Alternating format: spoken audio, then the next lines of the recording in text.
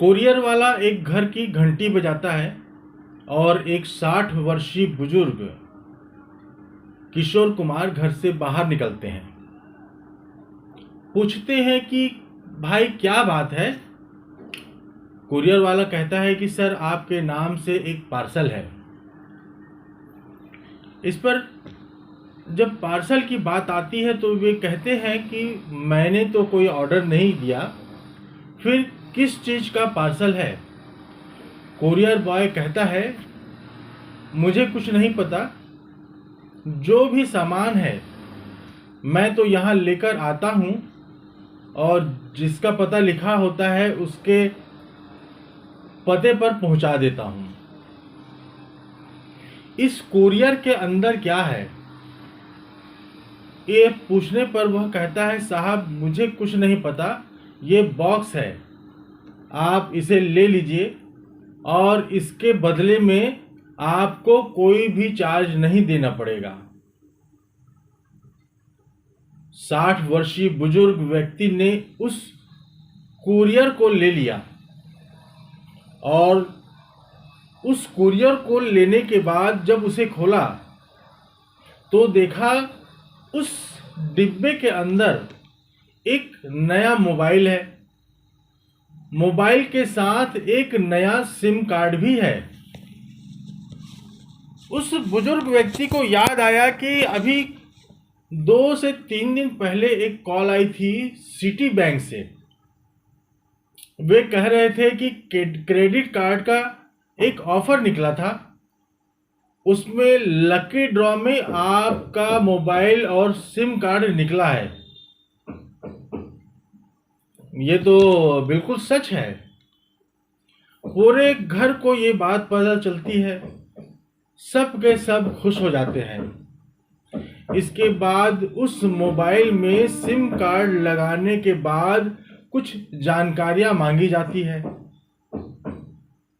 जिसे वे अपलोड कर देते हैं।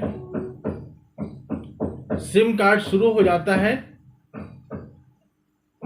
इसके बाद पता चलता है कि बुजुर्ग व्यक्ति के अलग अलग बैंक खातों में, बैंकों में जो करोड़ों रुपए थे वे सब के सब साफ हो जाते हैं। यह मामला बड़ी सुर्खियों में आ जाता है। पुलिस इस मामले की जांच पड़ताल में जुड़ जाती है। हालांकि पुलिस अभी तक किसी ठोस नतीजे पर नहीं पहुंची थी, लेकिन जब यह घटना होती है उससे कुछ ही दिन पहले एक और घटना होती है। यह उस घटना की गूंज भी पूरे प्रदेश में फैल जाती है। दरअसल शहर के एक जाने माने डॉक्टर को एक फोन उठाना इतना दुखदाई हो जाता है कि वे सोचकर भी सिहर उठते हैं। दरअसल यह कहानी न केवल उनकी है बल्कि मेरे चैनल के माध्यम से जहां जहां तक भी लोग इस वीडियो को देख रहे हैं, सुन रहे हैं, यह कहानी उनके पास तक जरूर जानी चाहिए, क्योंकि कहानी कई तरह का संदेश दे रही है। यह कहानी कई तरह से लोगों को सचेत कर रही है। तो नमस्कार, मैं सचिन खुदशा और आप देख रहे हैं ऑनलाइन बुलेटिन। आज की कहानी में मैं जो सच्ची घटना आपको सुनाने जा रहा हूं, ये सच्ची घटना है हरियाणा के हिसार से। हरियाणा का एक जिला है हिसार। यहाँ 8 अगस्त 2024 की बात है। शाम के 4 साढ़े 4 के आसपास बज रहे थे। डॉक्टर साहब अपनी कोठी पर सोए हुए थे और इनके पास अचानक एक व्हाट्सएप कॉल आती है। डॉक्टर साहब एकदम से उठकर बैठते हैं और फोन रिसीव करते हैं। पूछते हैं कि क्या बात है, आपको किससे बात करनी है। सामने से एक बहुत ही मधुर आवाज आती है। आवाज लड़की की थी। लड़की कहती है मुझे आपसे बात करनी है। वे पूछते हैं तुम कौन हो, कहाँ से बोल रही हो। जवाब में कहती है कि मैं राजस्थान कोटा से बात कर रही हूँ। मेरा नाम कविता अग्रवाल है। कविता ने बातचीत शुरू ही की थी कि डॉक्टर साहब ने कहा कि शायद आपको कोई गलत फहमी हो रही है। आपको पता नहीं मैं कौन हूँ। वह पूछती है कि मैं नहीं जानती कि आप कौन हैं, लेकिन आप बहुत अच्छे व्यक्ति लगे। आपसे बात करने का मेरा मन कर रहा है। इस पर डॉक्टर साहब बोले मेरी उम्र 73 साल के आसपास है। लड़की ने कहा मुझे उम्र से कोई मतलब नहीं है। अब इन दोनों के बीच चैट शुरू हो जाती है। चैट शुरू होते होते कब यह बातचीत का सिलसिला आगे बढ़ता है समझ पता नहीं चल पाता। तभी वो लड़की आगे कहती है कि मुझे तुम्हें देखने का मन कर रहा है। डॉक्टर साहब कहते हैं कि क्या देखना चाहती हो। तो वो कहती है कि मैं बाथरूम जा रही हूँ और तुम्हें भी बाथरूम आ जाना चाहिए। शहर के नामचीन डॉक्टर साहब को यह लग रहा था कि लड़की जब खुद बाथरूम बुला रही है तो तुझे जाने में कौन सी आपत्ति है, क्या दिक्कत आ रही है। अब 73 वर्षीय डॉक्टर साहब सीधे बाथरूम पहुंच जाते हैं मोबाइल लेकर। लड़की जैसे जैसे हरकतें कर रही थी वैसे वैसे एक एक कपड़े को अपने तन से जुदा कर रही थी। ठीक वैसे वैसे 73 वर्षीय डॉक्टर साहब भी करने लगते हैं। अब इसी तरह से करते करते अब दोनों ही बिल्कुल निर्वस्त्र हो जाते हैं, बिना कपड़ों के हो जाते हैं। दोनों के शरीर पर अब एक भी कपड़े नहीं थे। इसके बाद डॉक्टर साहब की इसी अवस्था में लगभग 6 मिनट 54 सेकंड तक वीडियो कॉल चलती है। इसके बाद डॉक्टर साहब कपड़े पहन लेते हैं। कॉल कट हो जाती है। कॉल कट होने के कुछ देर बाद फिर से एक वॉइस कॉल आती है। लड़की कहती है कि जितने भी लम्हे आपने बाथरूम में बिताए थे, बातें की थी 6 मिनट 54 सेकंड की, मैंने वह सब कुछ रिकॉर्ड कर लिया है। मुझे पैसे चाहिए। डॉक्टर साहब पूछते हैं कितने पैसे चाहिए। तो लड़की कहती है मुझे 5,000 रुपये चाहिए। डॉक्टर साहब कहते हैं कि मैं तो यूपीआई वगैरह नहीं चलाता, ऑनलाइन कोई ट्रांजैक्शन नहीं करता हूं, इसलिए कहां से पैसे दूंगा। जैसे ही ये बात सामने आती है तो वो लड़की गुस्से में आग बबूला हो जाती है और कहती है कि आपको पता नहीं है, जब ये वीडियो सोशल मीडिया के अलग अलग प्लेटफॉर्म पर वायरल हो जाएगी तब आपको पता नहीं कि शहर की जो जानी मानी हस्तियां हैं, जो लोग हैं जो आपको जानते हैं, आपकी जो शहर में इतनी प्रतिष्ठा है,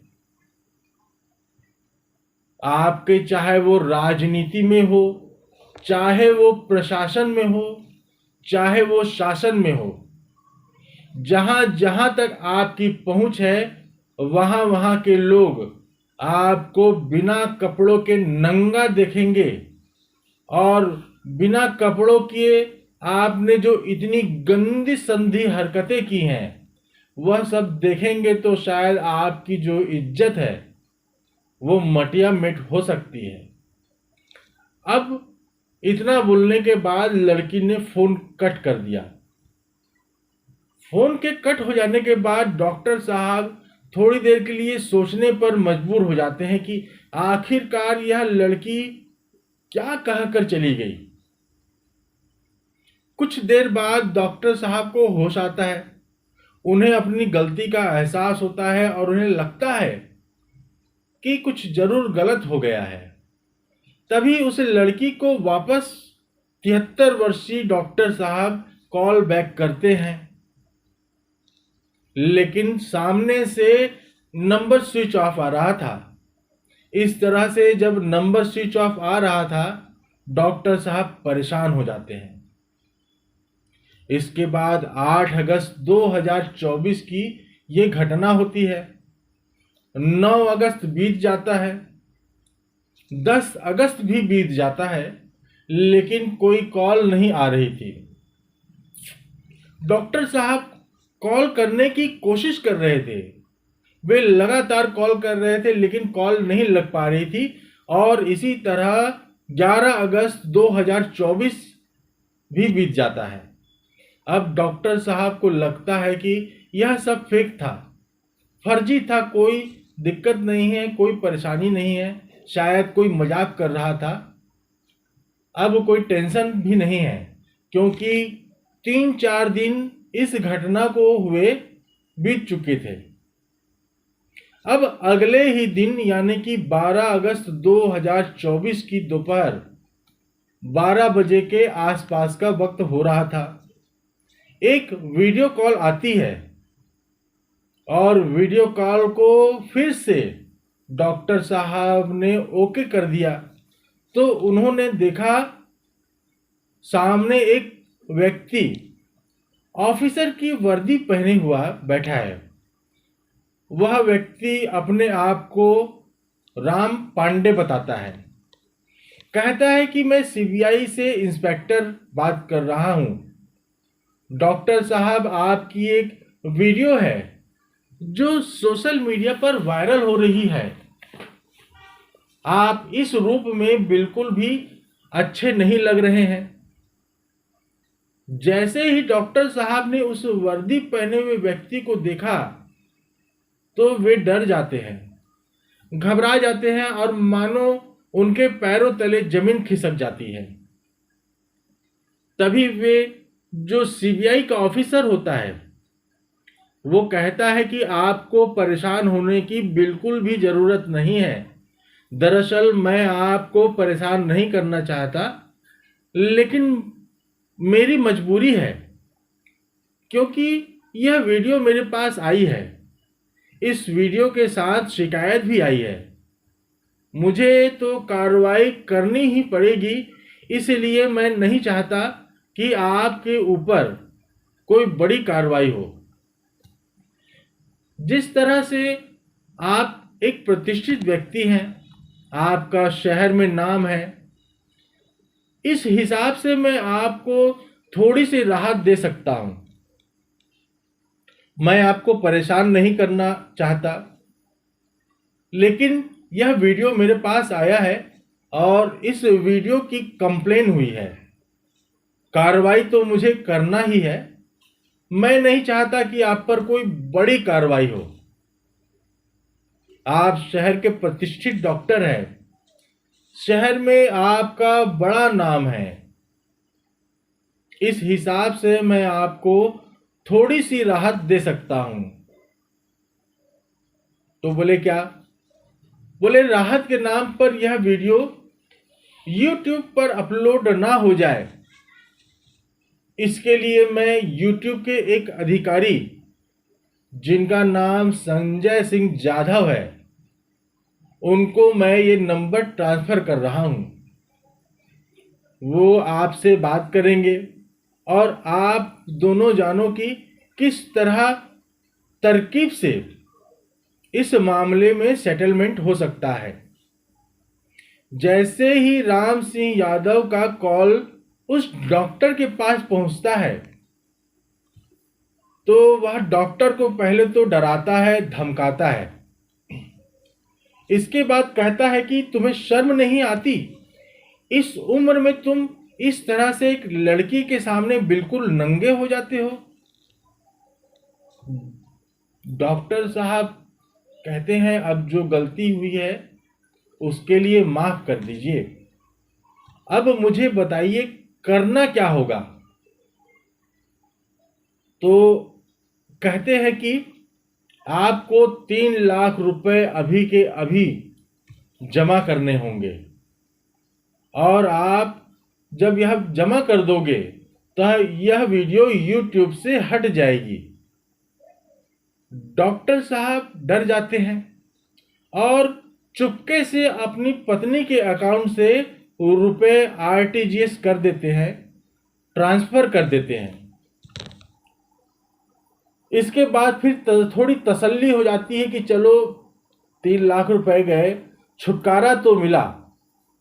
लेकिन समस्या यहाँ से और बढ़नी शुरू हो जाती है। अब ये जो CBI के जो इंस्पेक्टर साहब होते हैं, राम पांडे, उनका फिर फोन आता है। राम पांडे कहते हैं, डॉक्टर साहब एक बात बताओ, यह वीडियो आपने YouTube से तो रुकवा लिया, लेकिन फेसबुक, इंस्टाग्राम, स्नैपचैट या अलग अलग वेबसाइट पर यह वीडियो आएगा तो फिर बात और ख़राब हो जाएगी। इसके लिए आपको थोड़ी और हेल्प करनी होगी। तो डॉक्टर पूछते हैं कि मुझे क्या करना होगा। तो राम पांडे कहता है कि एक अकाउंट में 3 लाख रुपए और जमा करने होंगे और एक दूसरे अकाउंट में 3,98,000 रुपए जमा करने होंगे। जब रुपए जमा कर दोगे तो आपको काफ़ी हद तक राहत मिल जाएगी। तब डॉक्टर साहब कहते हैं कि ठीक है, मैं पैसे जमा कर दूंगा। डॉक्टर साहब ने 3 लाख रुपए एक अकाउंट में और बताए गए दूसरे अकाउंट में 3,98,000 रुपए जमा कर देते हैं। ये 14 अक्टूबर 2024 की बात है। डॉक्टर साहब के पास फिर से राम पांडे का फोन आता है, जो CBI का अफसर था। वो कहता है कि डॉक्टर साहब, मैं आपसे बस एक बात कहना चाह रहा था कि अगर इस समस्या का स्थायी रूप से समाधान निकाल दिया जाए कि भविष्य में आपको कभी यह वीडियो दिखाई ही ना दे, तो कितना अच्छा होगा। आप भी सिक्योर हो जाएंगे, मेरा भी फोन आपके पास नहीं आएगा और यह वीडियो भी कभी सामने आएगा ही नहीं। यदि भूले से भी किसी एक प्लेटफॉर्म पर भी यह वीडियो अपलोड हो जाता है तो वहां से डाउनलोड करने के बाद कोई भी इसको कहीं भी अपलोड कर देगा और ये दिक्कत आपके लिए खड़ी हो सकती है। जैसे ही डॉक्टर साहब ने ये बात सुनी, उन्होंने कहा कि बताइए अब मुझे करना क्या होगा। उन्होंने कहा कि $25,000 के हिसाब से एक स्टैंप खरीदना पड़ेगा। जब $US की बात आती है तो वे कहते हैं कि मुझे ये कैसे करना पड़ेगा। तो राम पांडे बोलता है, तुम्हें कुछ करना नहीं पड़ेगा। $5,000 जो होते हैं वो उनको इस खाते में आपको डालना है, यानी कि लगभग 20,17,000 रुपए एक साथ एक खाते में डालने थे। उनका एक साथ तो नहीं डाल, वे कहते हैं कि मैं एक साथ तो नहीं डाल सकता, मेरे पास इतने पैसे नहीं हैं, लेकिन मैं व्यवस्था करके 2-4 बार डालूं तो कैसा रहेगा। तो राम पांडे कहता है कि आप प्रतिष्ठित हैं, आप अच्छे इंसान हैं, मैं आपकी मदद कर सकता हूं, आप 2-3 बार में डालिए। तो डॉक्टर साहब 14 अगस्त 2024 को आखिरकार 20,17,000 रुपए एक खाते में डाल देता है, जो अलग अलग खाते थे। 16 अगस्त 2024 को फिर दिन निकलता है। उसके बाद डॉक्टर साहब के पास फिर से डिमांड आती है कि इस बार आपको 21 लाख रुपए देने ही पड़ेंगे। नहीं दोगे तो बात खराब हो जाएगी, इसलिए आपको हर हाल में 21 लाख रुपए देने ही चाहिए। डॉक्टर साहब ने फिर कहीं से व्यवस्था करके अपने पत्नी के अकाउंट से निकालकर उन्हें दे दिए। अब 19 अगस्त आ जाता है। राम पांडे कहता है, मेरे सीनियर ऑफिसर है, बात ऊपर तक पहुंच चुकी है, जिनका नाम राकेश आस्थाना है। मैं नहीं चाहता कि बात और ज़्यादा खराब हो, इसलिए मैं बिल्कुल बीच में नहीं पड़ने वाला। आप उनसे सीधे सीधे बात कर लें। आप उन्हें किसी भी तरकीब से मैनेज करें, तो अब ये आपकी जिम्मेदारी है। इस पर मैं कुछ नहीं कर सकता, वो मेरे सीनियर अधिकारी हैं। जैसे ही राकेश आस्थाना से डॉक्टर की बातचीत शुरू होती है, तो डॉक्टर साहब से सामने से फिर डिमांड की जाती है, आपको 20 लाख रुपए देने पड़ेंगे, नहीं तो आपको पता नहीं कि मैं आपके क्या कर सकता हूं। डॉक्टर साहब को लगा एक पल के लिए, ये सब क्या हो रहा है। कभी 10 लाख, कभी 21 लाख, कभी 20 लाख, कभी 3 लाख, कभी कुछ, कभी 3,98,000। इसलिए उन्होंने अपना नंबर बंद कर दिया। नंबर बंद करने के बाद वे चुपचाप हो गए। इधर चूंकि वो एक शहर के नामचीन डॉक्टर थे, लोगों का लगातार उनसे संपर्क होने लगा कि भाई आप संपर्क नहीं हो पा रहा है। तो वे कुछ समय बीतने के बाद उन्होंने अपना नंबर को फिर से चालू किया। नंबर चालू करने के बाद उन पर लगातार मोबाइल में मैसेज आता है कि शायद आपको मेरी ताकत का अंदाज़ा नहीं है। ये मैसेज है, शायद आपको मेरी ताकत का अंदाज़ा नहीं है, आपको पता नहीं है आप किससे बात कर रहे हैं। मैं सीबीआई का बड़ा अफसर हूँ। जब आपके घर आऊँगा, आपके हाथ में हथकड़ी डाल के घसीटता हुआ लेकर जाऊँगा, तो शहर का बच्चा बच्चा आपको देखेगा, फिर यह पूछेगा कि आखिर हुआ क्या था। तो लोग आपस में बातचीत करेंगे और कहेंगे कि 73 वर्षीय डॉक्टर एक लड़की से बातचीत करते हुए नंगा हो गया था।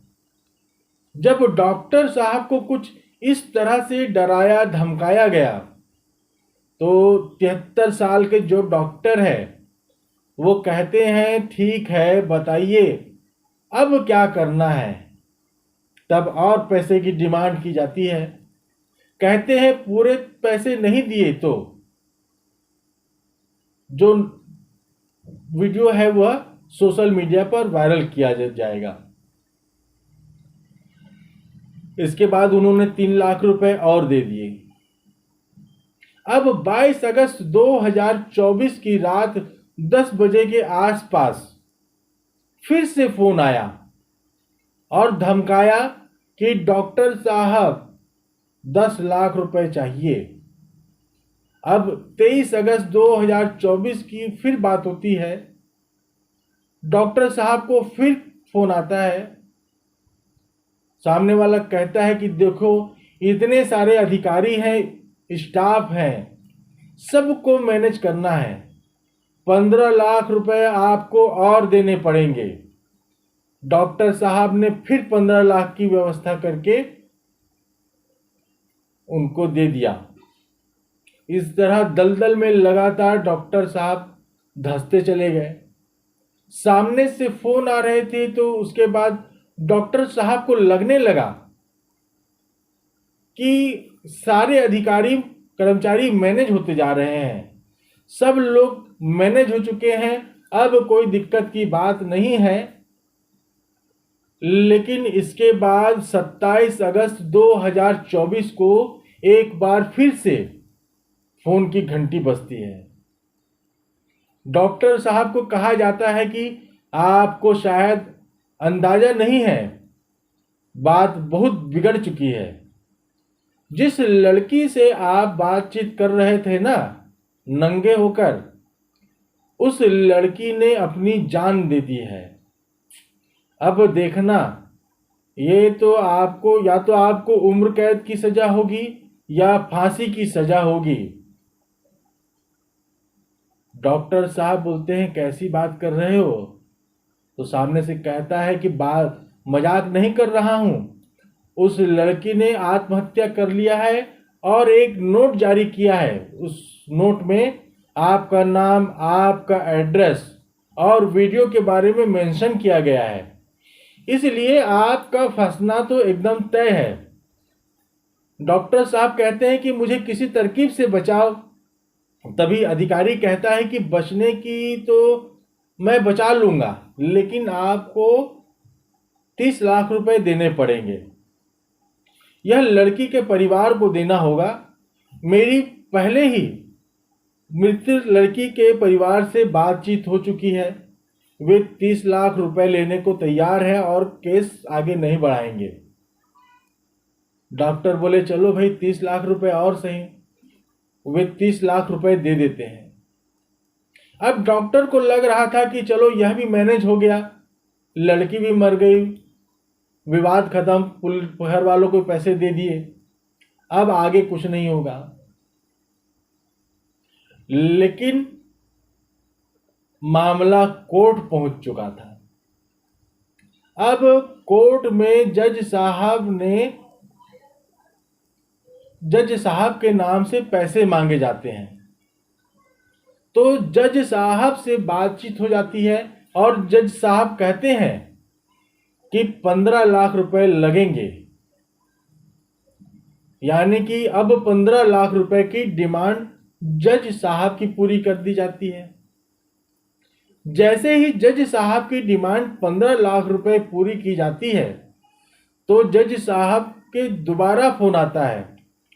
वो कहते हैं भाई देखो, 15 लाख से काम नहीं बनेगा, आपको 1 करोड़ रुपए देना पड़ेगा।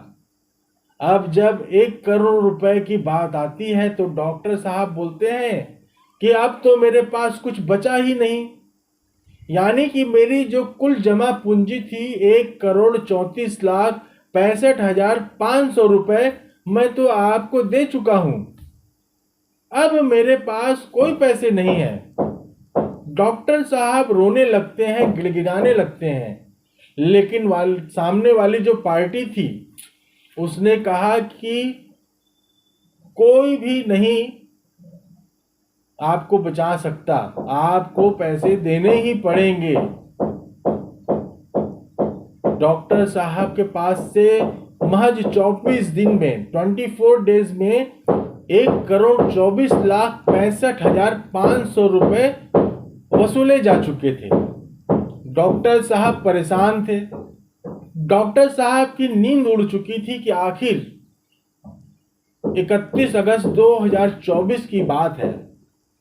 वे रोते हुए अपने ही एक स्टाफ से बोले कि भाई मेरे साथ कुछ इस तरह की घटना हो गई है, मैं समझ नहीं पा रहा हूं कि आखिरकार करूं तो क्या करूं। तो उनके स्टाफ ने कहा कि सर आपको लगता नहीं कि आपके साथ फ्रॉड हो चुका है? इस तरह की खबरें आजकल सोशल मीडिया पर इतनी जानकारी आ रही है, इस अखबारों में लगातार कोई ना कोई खबर छप रही है। 1,34,00,000 से ज्यादा आपने दे दिए हैं। तो डॉक्टर साहब के समझ में आता है कि ये तो खेला हो गया है। लेकिन तब तक तो खेल बिगड़ चुका था। तभी डॉक्टर ने 1 सितंबर 2024 को नेशनल साइबर क्राइम पोर्टल पर अपनी एक शिकायत दर्ज कराई, यानी कि एफआईआर दर्ज कराई। तब पुलिस सक्रिय होती है और सक्रिय होने के बाद पता चलता है कि एक व्यक्ति जो बहुत कम पढ़ा लिखा है, वह कम पढ़ा लिखा व्यक्ति ने ही यह सब स्वांग रचा। वही सीबीआई अफसर बना, वही यूट्यूब ऑफिसर बना, वही जज बना और दूसरे किया। और उसकी पत्नी ने भी वीडियो कॉल किया। पुलिस ने हस्बैंड वाइफ को गिरफ्तार कर लिया, उनके साथ एक 8 साल का बच्चा भी था। मामला अब रियल कोर्ट पर पहुंचता है। कुछ दिन बीत जाते हैं, उसके बाद यह परिवार जमानत के लिए अर्जी देता है। जब मामला जज साहब के पास पहुंचता है तो महिला कहती है कि साहब, मैं तो अनपढ़ हूं, मेरा कोई दोष नहीं है, मेरा तो इसमें एफआईआर में नाम भी नहीं है, मेरा 8 साल का बच्चा है, जो भी दोष है मेरे पति का दोष है, आप मुझे जमानत दे दीजिए। लेकिन पुलिस ने उसको भी गिरफ्तार कर लिया था। वकील साहब दलील देते हैं कि यह महिला अगर यहाँ से घर गई या जेल से बाहर गई तो हो सकता है ये सबूतों के साथ छेड़छाड़ करे, इसलिए इसे जमानत नहीं देनी चाहिए। तभी हरियाणा और पंजाब के जो कोर्ट होते हैं, हाई कोर्ट में वो जमानत देने से महिला को साफ इनकार कर देते हैं। यानी कि 21 जनवरी 2025 को उस महिला की जमानत याचिका खारिज कर दी जाती है। मामला अभी कोर्ट में विचाराधीन है, मामले में सुनवाई हो रही है। लेकिन जिस तरह का उस महिला के पति ने ये एक अच्छे खासे शहर के जाने माने डॉक्टर के साथ यह छल किया, वो वाकई उस इलाके में बहुत ज़्यादा चर्चित घटनाओं में से एक है। दोस्तों, इस पूरे घटनाक्रम को सुनाने का उद्देश्य किसी को परेशान करना नहीं है, किसी का दिल दुखाना नहीं है, बल्कि आपको जागरूक करना है, आपको सचेत करना है कि इस तरह की अगर आपके पास किसी तरह की कॉल आती है तो इन सभी कॉलों को इग्नोर करना चाहिए और भारत से बाहर आने वाले नंबरों को ब्लॉक कर दें। आजकल लगातार फोन पर साइबर क्राइम वालों से संपर्क और सतर्क किया जा रहा है, तो इसलिए ऐसे लोगों से बच के रहने की ज़रूरत है। कहीं आप भी डॉक्टर साहब की तरह और बेंगलोर के रहने वाले किशोर कुमार की तरह, जिनको एक फ्री का मोबाइल फ़ोन मिला था और उनके करोड़ों रुपए साफ हो जाते हैं, लगभग उनके भी 2.5 करोड़ रुपए से ज़्यादा चले जाते हैं, यानी कि 2 करोड़ 80 लाख रुपए के आसपास उन्हें जो फ्री का मोबाइल मिला था, फ्री का मोबाइल और सिम कार्ड मिला था, उसमें चले जाते हैं। इस तरह के फ्रॉड से बचने का एक कारगर तरीका यह है कि आप व्हाट्सएप कॉल या व्हाट्सएप वीडियो कॉल जो अनजाने नंबर से आ रहे हैं, उन्हें रिसीव करने से परहेज करें। कोशिश करें कि कम से कम ही व्हाट्सएप कॉल का प्रयोग करें। इसके अलावा फ्री रिचार्ज, लॉटरी आदि के चक्कर में ना पड़ें। दोस्तों, ऑनलाइन बुलेटिन का यह यूट्यूब चैनल आपको पसंद आए तो इसे लाइक, शेयर और सब्सक्राइब जरूर करें। धन्यवाद।